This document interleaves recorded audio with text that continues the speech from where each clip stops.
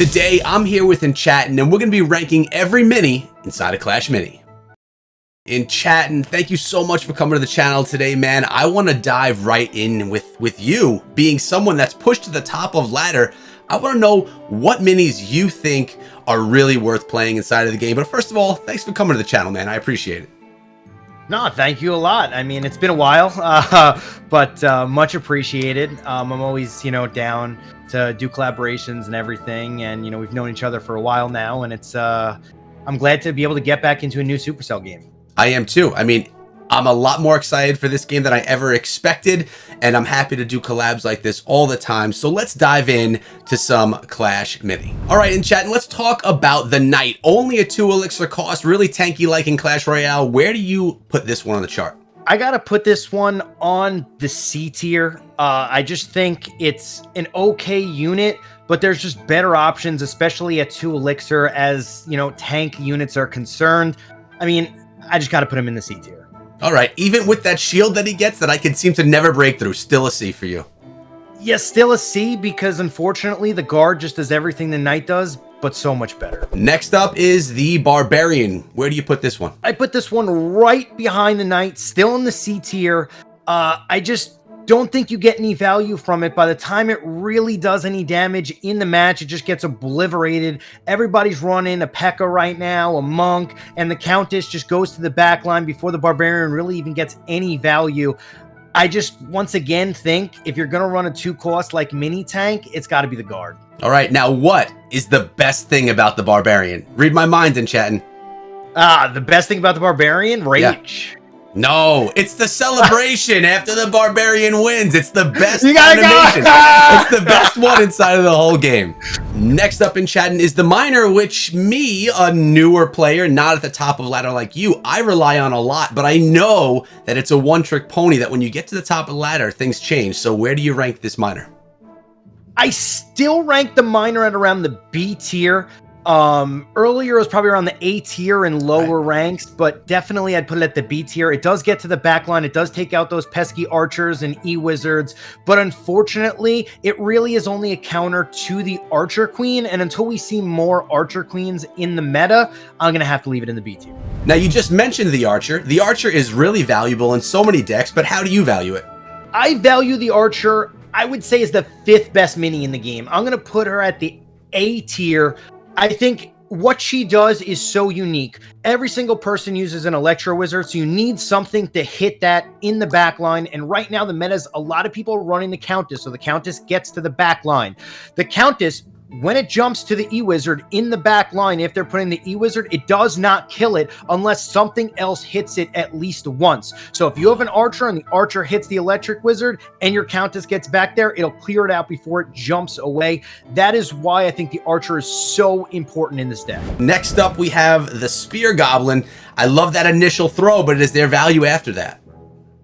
I'm putting the Spear Goblin in the B tier, and the reason why I put the Spear Goblin in the B tier is it really should be a D tier, but just like you said, if you hit that spear, it's just so valuable. That's why if you hide it, sometimes you only really need to play 4 minis for most of the match, and if you can pop out that 5th mini Spear Goblin and snipe something down right away and catch them off guard with the Spear Goblin, I mean, that value needs to be, inputted into this tier list, and I'm going to have to put him in the B tier just because of that. Next up is the Wizard, which I would expect to have high value, but speaking to other people, they don't really value the Wizard much. I don't see it being played as much, but how do you feel about it? Honestly, mixed opinions about this, but I'm going to say it's on the A tier.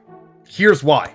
Ooh. The 3-star Wizard can counter the Countess if you're able to hit it with just 1 star, the preventing and healing. The 3rd star ability prevents healing, and if you're able to hit that Countess, it really does work to that Countess. It also does a lot of work in the healing zone arena. When there's a healing zone, it stops the healing of, either their Pekka, their Mega Knight, their Monk, or anything like that. And also with Monk decks, most Monk decks also run Pekka, and most of them run Pekka and Giant Skeleton. So the splash with the Wizard, and you can even get the 2-star power first, you get the plus, 1 damage every 2 seconds. It really can put in a lot of damage. And just for that fact that it counters right now, kind of the Countess, which is one of the main heroes, and then the second one is the Monk, I'm going to have to put him all the way in the A tier. All right, so we just spoke about the wizard. Let's now take a look at the ice wizard. Where do you put him?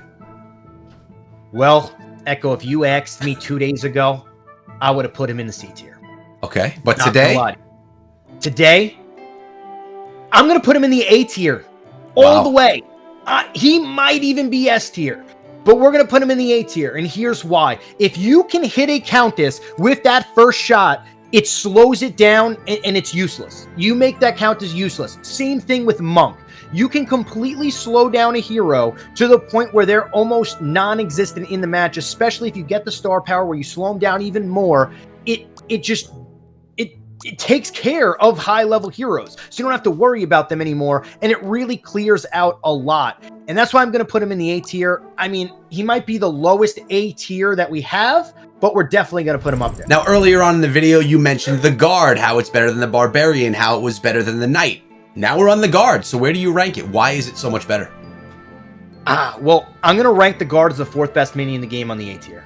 Wow. And the reason why is because, A, you need a 3-star guard for this. Otherwise, just put him at the B tier, maybe C tier. Okay. The moment you get a 3-star guard, you are able to get 6 shield the moment the battle starts. And if you get the star power, the 1st and the 3rd star power, you're a 12 HP shield that they have to break through. That means you can stop their spear goblins if they have a spear goblin. You can just eat it. You can eat their Pekka shots. You can eat their monk shots. You can eat so much damage with that. And it has health added to them as you level it up, so it could potentially get off another 12 HP shield. You're looking at a unit that might have 30 HP for 2 elixir. Oh, well, actually, what is it? 6 elixir once you level it up to that. I mean, that's insane value. All right, Enchatin, so now we're here looking at the giant skeleton, which is literally in every single deck that I use. Am I on the right page here using this giant skeleton? Absolutely. Giant skeleton, I think, is the 2nd best mini in the game. I mean, the bomb just changes games. It's one of those things where if you hit a good bomb, you're almost, I wouldn't say guaranteed to win the round, but it's like an 80% chance if you hit like 3 units with your bomb, you're winning the round. And for that fact alone, you gotta put them in there. Also, if the mirror is on the front tile and you have a giant skeleton and you just level up the big radius, you're talking about the entire map 2 times you're hitting for 3 damage. I mean, the giant skeleton is one of the best minis in the S tier. All right, so now we're on the Lumberjack, which in my opinion maybe has one of the coolest animations. I love the elixir bouncing on his head, but you never really see him and you never really play him. So I'm assuming you're going to rank this one low. Yeah, you know that elixir that's bumping on his head, that's pretty much where your elixir goes when you play this card. I mean, we're going to put him at the 2nd worst mini in the game. He's all the way in the D tier. I mean, there's only one mini worse than him, and that's because the other mini is just completely useless. But it just doesn't do anything. I would rather have the mini Pekka over the Lumberjack. It just takes too long to throw the rage, and it's a 3-cost mini, and that's the biggest problem. You can only really have 2 3-cost minis in the deck. You kind of already, have the giant skeleton, which we alluded to earlier in the video. So I'm just going to say it's all the way in the D tier. So in chat, you mentioned how the Lumberjack is just not worth it. But remember, in games like this that Supercell puts out, let's think about Brawl Stars for a moment. Balance changes come all the time. Same thing in Clash Royale. We may be ranking this low today, but after a round of balance changes, the Lumberjack can become one of the better minis inside of the game. So I think what we're gonna need to do is do more of these lists as updates come, as the game comes closer to global, so we can kind of keep everybody in the loop with what's good and what's not. I mean, I'm kind of putting you on the spot here, but I hope you're down for it, man. Yeah, no, absolutely. Absolutely. I mean, just think about it. I mean, the rage could work really great. Everybody runs a Pekka. Maybe the battle healer comes out of nowhere and starts becoming a great mini, and, the rage rages everything up, and everybody just runs melee units and just runs through everybody. You never know what could happen. There's the potential, man. Things could happen. All right, next up is the mini Pekka, one of my minis that is max level. I don't use them that much, though, or her. I don't know if the mini Pekka is a guy or a girl, but how do you rank them? I rank the mini Pekka in the B tier, and it's a good unit. It's a solid unit. It really does take out, the monk, the countess, the other Pekkas. It really does its job. There's only one problem with the mini Pekka. It's a 3-cost mini. We already have the giant skeleton in every deck almost. So that's already one 3-cost. You can only afford one more 3-cost mini, and I just don't think the mini Pekka is the 2nd best mini that's 3-cost And I also just don't think it really fits in any of the meta decks right now. Let's jump to another 3 Elixir mini, one with quite a bit of range, the Dart Goblin. Ooh, the Dart Goblin. Now, when I looked at everybody's tier list that they were making early on, they put the Dart Goblin at like the A tier. They put it as a really strong, good unit. Sad to say to everybody, it's not. It's in the C tier. It just doesn't get you any value. The 2-star power doesn't really stun, and when it does stun, it takes forever to make that happen. It takes forever to ramp up. Matches are usually over within the first 6-7 seconds. You know, it really doesn't ramp up until, 10 seconds into the match. It just never really seems to get any value based on that. Maybe it'll come back when there's just big, beefy boys in the front lines that can really tank for long enough so that the Dart Goblin becomes valuable, but unfortunately it's just not there right now. Next up we have the Bowler, which I play in almost all of my decks as well. How do you rank this guy? I'm going to put the Bowler as the 3rd best mini in the game, right behind the Giant Skeleton. It's a 3-cost mini like we were talking about before. It's really the only other mini you should have that's 3-cost in your deck besides a Giant Skeleton. And it's really for one purpose and one purpose only. It's to stop Electro Wizards. When you hit an Electro Wizard and you disable their Electro Wizard, even if it's for, that 1 second, your Electro Wizard will be able to get off its blast first, and that could be the difference in the game. Also, if you're playing on Electro Valley where there's that shock tile, you need a Bowler to displace his wizard, his Electric Wizard. Otherwise, it'll just shoot the moment the battle starts. For the displacement alone, that little 1 second displacement that you can displace their Electric Wizard and also make him move tiles. So he can't really put value on that shock trap. Otherwise, your Bowler's just going to roll into it the moment the battle starts. And for that fact alone, I'm going to have to put him in the S tier. All right, Enchatin, the Healing Ranger. People swear by this mini, but I personally never can get any healing out of her. How do you feel? I'm going to swear by the fact that she's the worst mini in the game, Echo. Wow. The worst in the game. Unfortunately, there's just not enough tanks. I think when the Barb King becomes meta at some time during the formation of the next couple of months, I think then that's when she will be really in her prime. But right now, with the Countess, she just gets taken out too quick. You need to have, an Archer in the back line, potentially an Electro Wizard as well. That's 2 minis that you already have in the back line. Then you got a Bowler as well. That's 3 minis. Your 4th mini in the back line, what? Is going to be a Healing Ranger, and then you only got 1, tank to go with, let's just say, a Shield Maiden or a Barbarian. King, it's just not going to get you value right now. And when there's other minis that might come into the game, it might be good, but also the fact that it's 3 cost is a big problem for this mini. Next up, we have the Valkyrie, where I've had some instances where I can get some massive value out of her, especially countering a Countess that happens to be going to the back line. But how do you rank her? Well, I rank her in the C tier, and this is only because she is a 3-cost mini. The value that you get out of the spin is strong if they have melee units, but guess what? If you're using a Giant Skeleton in your deck, unfortunately, the middle, the one that's getting all the targets, is going to be your Giant Skeleton, not the Valkyrie, which is going to be spinning on 3 units. It's only going to get 1, maybe 2 units at a time because of the fact that you have a Giant Skeleton in your deck. And the fact that it's 3 Elixir, I just can't really rank it higher. All right, so now it's time to go to the Pekka. Another mini that I have in every single deck that I'm using. How do you feel about it? Should it be in every deck? Every deck, no. Most decks, probably. I have it in the A tier. It's a great mini. It does a ton of damage. If you get off that early 6 damage crit at the start of a match, I mean, that could single-handedly win you a match. So this is a mini that is strong. It's a tank. I personally think it is the best tank in the game that is a mini.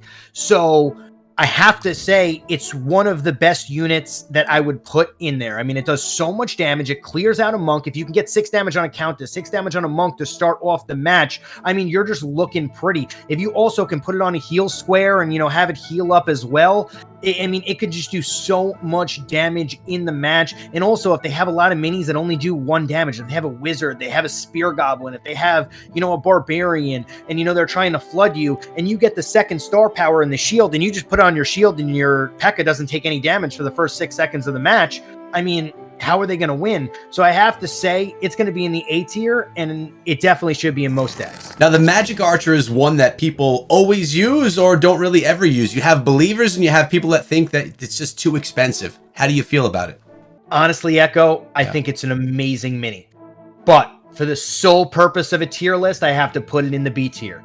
And the only reason why it's in the B tier is because the Electro Wizard exists in this game. You cannot have 2 4-cost range units in a deck when everybody's running a Countess almost. It's one of those things where the backline will just get absolutely shredded. You have too much elixir in the backline because you kind of need to get a star on it. So that's 8 elixir. Then your E-Wizard you need to get a star on. So now you're talking 16 elixir just for your backline troops. And it's just not going to be enough value there. You know, the Archer kind of does, you know, the same thing, hits the back line, but the Magic Archer does get a lot of value if you hit things in a line. Right. I just personally think that the Electro Wizard is better, and the fact that it's 4 elixir is why I'm going to have to keep it in the B tier. Next up is the Battle Healer, which I never encounter. I try using, but don't really get much value out of. For me personally, I would rank this one low, but how do you rank the Battle Healer? Well, it's kind of interesting. I've seen her actually on some tier lists very, very high and very, very low. I'm going to personally rank her as the 3rd worst mini in the game in the D tier. Wow. I just don't think she gets any value whatsoever. You have a Barbarian King. Maybe she'll work with that deck. Monk, maybe. But at the same time, for 4 elixir, that's just so much. Would you rather have a heal for 6 as your mini for 4 elixir, or would you have a Mega Knight stun? That's really what it comes down to. And I don't really even think the Mega Knight's that great, but at the same time, I would rather have a stun than a heal currently in the game. And that's just personally my opinion right now. That might change over time, just like you said, you know, when things change and, you know, meta changes. But for right now, currently, I would have her on the D tier, but she is a unit that I would definitely be on the lookout for to move up very quickly. All right, next up we have the Electro Wizard, which I just happened to unlock yesterday. I was waiting to build my decks around this card, and for good reason, because I love the Electro Wizard, but how do you feel about it? Honestly, I think it's the best mini in the game, and I think that's almost everybody's opinion at this point of the Electro Wizard, especially when you're finally able to get that first star where it zaps 4 units at the same time. I think the Electro Wizard is just a unit that's going to be in every single Clash mini deck. I mean, I can't see it not.